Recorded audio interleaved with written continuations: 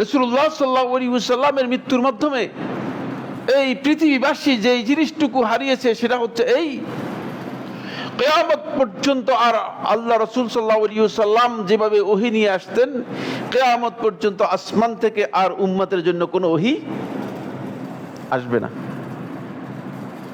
ওহীর দরজা বন্ধ হয়ে গিয়েছে। তাহলে এটা অত্যন্ত কঠিন বিষয়।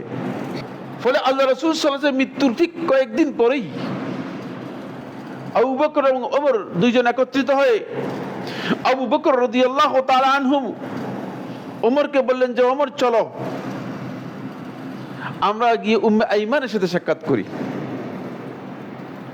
উম্মে আইমান নামে কারো নাম শুনেছেন আপনারা? শুনেন নাই? না শুনলে দুঃখজনক, শোনা দরকার ছিল।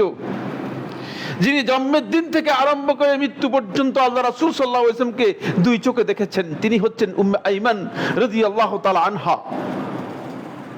এবং আল্লাহ রাসূল সাল্লাল্লাহু আলাইহি ওয়াসাল্লাম তার মা আমিনা বিনতে ওয়াহাবকে বাদ দিয়ে রাসূলুল্লাহ সাল্লাল্লাহু আলাইহি ওয়াসাল্লাম দুইজন মহিলাকে মা হিসেবে রাখতেন। তাদের মধ্যে একজন হচ্ছে উম্মে আইমান রাদিয়াল্লাহু তাআলা আনহা। জেনে নিন আজকে, এবং তার জীবনী পড়লে অনেক গুরুত্বপূর্ণ জিনিস পাবেন।